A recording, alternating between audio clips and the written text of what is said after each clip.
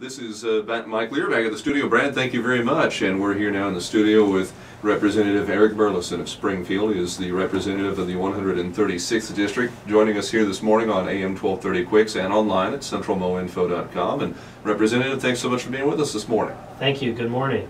It's good to have you in the studio. We want to talk to you about this topic that, I'm going to be honest, I think is probably a little foreign to some of our listeners, of a compact. We're talking about a healthcare compact that you have proposed that would involve not just Missouri but several other states. And let me start off by asking you, would you kind of define what a compact is for us? That's a great question. I myself was not familiar with the concept in the way in which we're using it.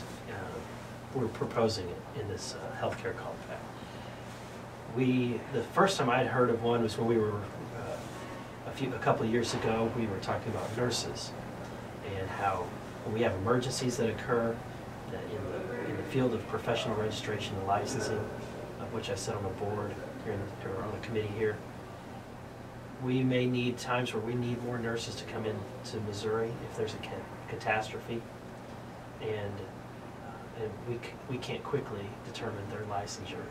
And so we have a compact that we've created with other states where nurses that are licensed in those states, that we would recognize those licenses when they come here in a time of an emergency. And so that's an example of one compact, but we have hundreds of compacts. We have one for the fuel tax that trucking companies pay in diesel fuel when they travel across the United States. It kind of equals out that tax and distributes that money properly to each state, depending on how much of the road that those trucking companies are using. But it's never been used as a form of a shield of protection as it's being considered now. And the impetus for that has been in Supreme Court decisions that have occurred when the federal government has tried to pass legislation that's overwritten existing state compacts. And the courts have universally and overwhelmingly decided that where a state compact exists, that compact cannot be overwritten by federal law. In fact, it's considered, it supersedes federal law. And so in that regard, the notion has been presented that we create a compact on areas that we wish the federal government to not interfere with. In order to have a compact, you have to have the involvement of some other states. How many are involved in this at this point? Well, right now I participate in a weekly conference call with people, and I'm hearing that it's being talked about or being pushed forward in as many as 30 states. Missouri, we obviously filed the bill, I think a couple weeks ago, and Tennessee has filed a similar bill, North Dakota, Arizona, and I believe that there's a half dozen more states that are going to be filing it shortly. All right. What exactly would your bill do? The bill creates a framework, a very loose framework, that says that each member state that is a member of this compact has the authority to decide what is best for their state in regards to health care. So what may be best for the citizens of Arizona and what their legislature decides to do may be completely different than what we decide to do in Missouri. And that's what that compact, because the compact has no health care policy in it whatsoever. We're not trying to, people are often asking us, what do we do, why can't we do interstate exchanges? Why can't we have insurance being purchased across state lines in this compact? And that may be a goal that we have, but it's important that we not include any of the healthcare policy in the actual compact. The compact is very simple and streamlined. And there is some involvement now of Congress to ratify this, is that the right word? Correct. Article 1, Section 10 of the Constitution is the mechanism that allows us to create compacts. And in that section it states that states cannot compact with foreign nations or with each other without consent of Congress. So a lot of people are saying that this is a radical notion, but it's really not a radical notion. I think it's very civil and a very polite gesture that we're beginning with our federal government. We as a state we write the compact, we pass it in Missouri. It has to go through the House, it has to go through the Senate, like any other bill. It has to be signed by our governor. The same compact in identical form, the exact same language has to pass through another state. It can be any state in the United States. It doesn't have to be a neighboring state. When those two compacts are identical, passing both houses of both states, or both chambers of both states, then that is then presented to the federal government, and they have to pass it through their House and their Senate. The one thing that's different on the federal level is it's not like a bill on the federal level in that it does not need presidential signature. So if the president does not sign compacts between states. I want to ask you what you think about working on this issue in terms of its magnitude, and let me frame this in that, I'm a history nut, and I can't ignore the fact that here we are, it is the bicentennial of what was, among other things, the greatest example of an argument over states' rights in our nation's history. And there are many who would say that the debate now over health care is the next biggest one since that. And so here you are being essentially involved in that debate. Obviously this is a major issue that you felt like needed to be addressed. I do think it's a major issue. I think what's ironic and in fact poetic about this is that the very same section of our Constitution that the federal government has been using for decades, for many, many decades and generations, to take authority from the states and to encroach furthermore on passing regulation that was not explicitly given to the federal government in the Constitution. The Constitution is written as a document that does not grant the federal government powers. It says the federal government shall not do these things. They shall never do this. They shall never do that. And then it says that those powers are then given to the states in the 10th Amendment. So, while some people may be frustrated with that, I think that it's a better, that federalism and the idea that the states are the ones that determine, that really have the sovereignty, they determine the rules and the laws within their for their citizens.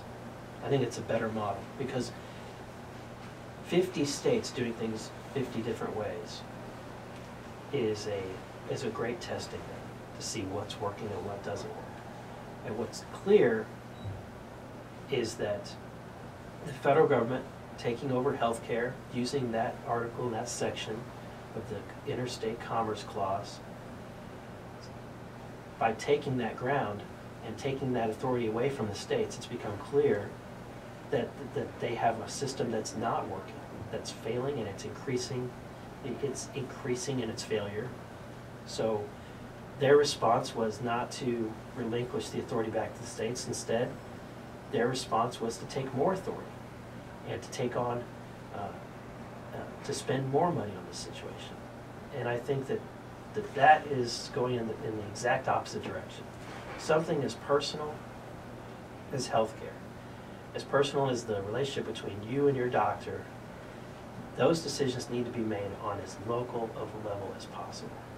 And I work in the computer world outside of being a legislator, and we often are trying to look at software vendors when we have a need for a solution. And one of the things you like to look for is a local representative, somebody that is there, that if something goes wrong with that software or something goes wrong with your computer, that you have a neck that you can get a hold of, you can get your hands around. And I think that's what the citizens want. They want to be able to get access to, they need to get access to the people that are making these decisions about their lives.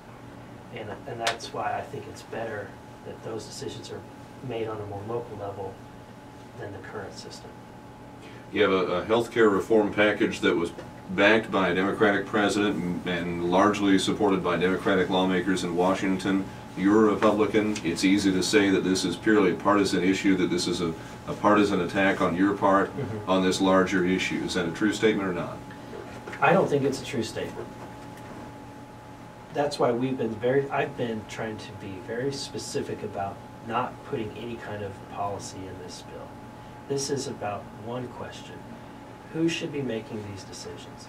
And I think regardless of party politics, the people in New York and their overwhelmingly Democratic majorities should be deciding for their own state. The people in Florida should be deciding for their state. Whatever their party makeup is at that time, each state should be deciding for their state. Whether you believe that or not is the question. And I think, and I believe we're right on this, that people want these decisions made on the local level and not on the federal level. How has this compact idea been received so far by your fellow lawmakers? It's been overwhelming. We had, within a couple of weeks, we've had a great number of co-sponsors, and I think we probably could have got a lot more co-sponsors, but we wanted to get the bill moving and dropped and get it moving quickly. And the public has responded very well. We have a lot of citizens calling, and I have people coming up and saying, how can I help out? This is what we need to do. This is the direction we need to be going. And it's exciting to see. It's exciting to be a part of something like this. And you try to realize that this is not my idea. This is not something that I want to take ownership of. This is just a general idea that our founding fathers gave us. It's been there all along. We just need to use it. All right, and very quickly, I want to ask you too. Now, in terms of the support that this has had from other lawmakers, has that been partisan or not? Well, we haven't had any Democrats co-sponsor the bill. I have had some come to me and said that they will take a look to see if they want to support it. I do have a lot of. I think what's interesting is that Proposition C that we passed, it passed with bipartisan support in the House, and our resolution recently asking our Lieutenant Governor or our Attorney General to join the lawsuit passed with bipartisan support. And I think that in general this issue, I think it should pass with better bipartisan support, because I think that those issues they have a twinge of party politics in them. I don't think this issue has as much. I don't think that it should have. I think the only thing that brings it into partisan politics is the current circumstances that we're in. All right, Representative Eric Burlison has been our guest. He is from Springfield, representing the 136th District. Thank you so much for being with us this morning. Thank you. All right, that's going to do it for this segment. We'll rejoin here in just a moment with Representative Jerry Nolte as we continue this KWIX at the Capitol broadcast.